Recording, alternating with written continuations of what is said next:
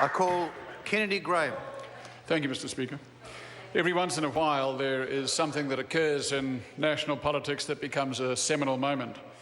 In 2016, the Trans-Pacific Partnership Agreement has highlighted to a considerable extent the political misjudgment of this government and the shortcomings in our constitutional system of governance. In the general debate yesterday, I highlighted the shortcomings of the procedural observance by the government and the Select Committee process, and even our constitutional shortcomings in according full powers to the executive and no real role to the legislature in the examination of major international treaties such as the TPP. I shall not rehearse these views here other than to repeat that because by majority decision there is to be no parliamentary debate on the treaty itself. I'm left with no alternative but to have complete freedom to address the policy considerations of the treaty. There is no other way to accord due respect to the people of New Zealand who have submitted in large numbers and with deep passion before the committee and who oppose by 39 to 26% ratification. Now to the substance of the treaty, setting aside the content of the bill that will be referred to us in Select Committee. The Green minority view, sir, which is part of the committee's report, identified the substantive shortcomings of the TPPA. They can be read online, but here is a summary.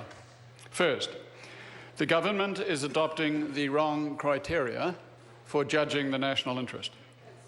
Even applying its own criteria, the net economic benefit is weak. The government's commitment to TPP is essentially political, and its political judgment is contestable. Second, the TPP is portrayed as a free trade document, which it demonstrably is not. It envisages partial economic integration with provisions on investment, land ownership, public health policy that are invasive of recognised levels of national sovereignty, potentially intimidating for our national legislature.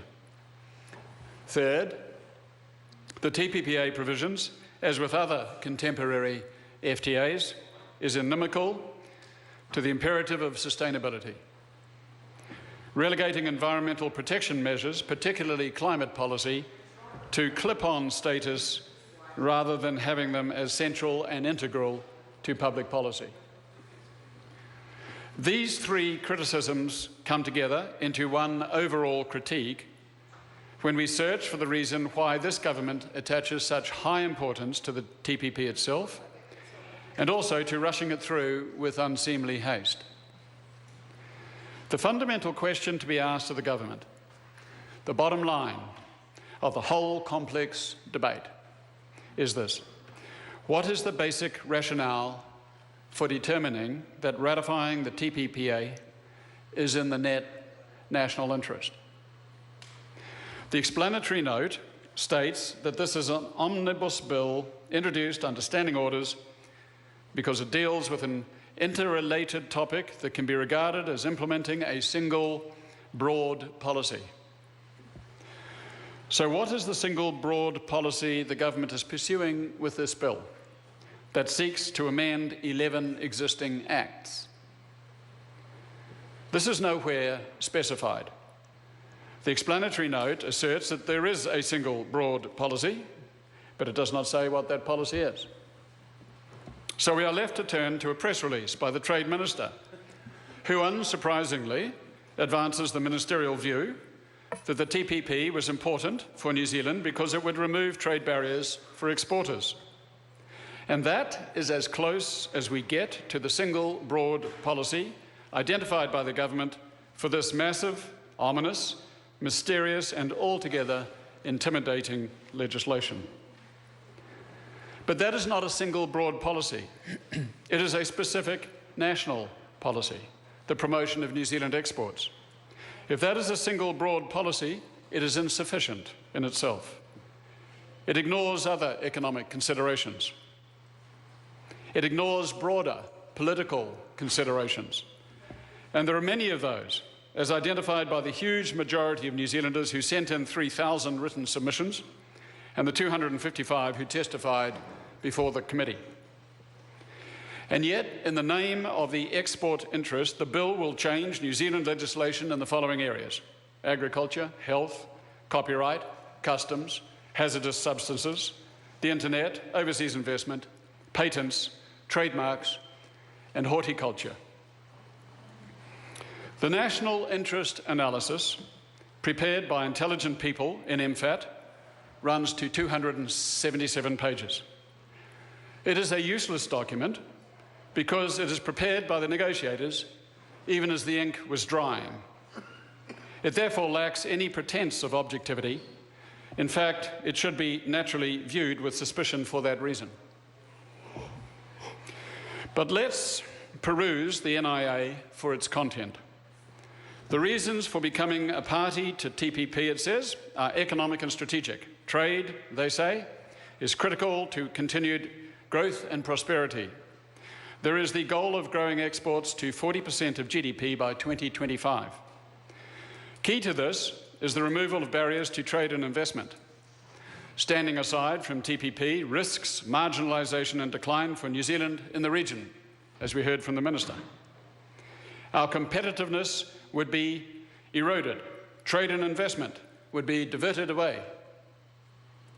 Joining TPP, therefore, provides a significant net advantage for New Zealand, resulting from increased exports and greater regional economic integration. That is the stated rationale used by the government for ratifying the TPP.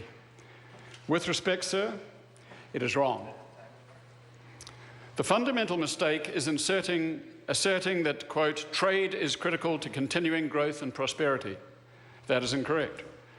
The World Bank statistics show clearly that there is no close evidential correlation between a country's percentage of exports to GDP and national wealth. Of the 161 countries ranked by the World Bank, New Zealand ranks 105. We are at 29%. Above us are some very poor countries. There is Maldives at 108%, Vietnam at 66%, Congo at 73%, Cambodia at 62%, Guyana at 51%, Benin at 36%. Below us are some quite richer countries. The UK is below us, so is Australia and Japan, and so is the United States of America at 13%. The fundamental assumption that underpins the whole edifice of New Zealand Inc. is based largely on myth. The higher the export to GDP ratio, the wealthier a country becomes. That is not necessarily correct.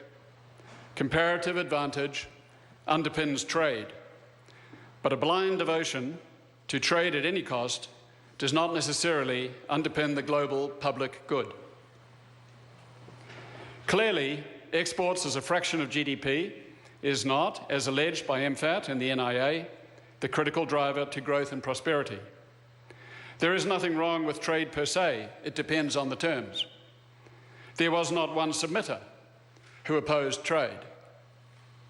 The Green Party supports a healthy trading regime for New Zealand that meets the strict standards of sustainability and fairness required of our 21st century global society, of which a sound global economy is a legitimate part.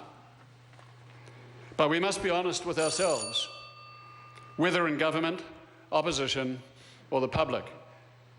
Let's not delude ourselves that export growth is the holy grail to national riches, something to which this government, locked in the grip of New Zealand Inc., pays humble obeisance. Mr. Speaker, the Green Party does not accept the underlying rationale for the TPP and will oppose its ratification and this implementing legislation. Mr. Speaker. I call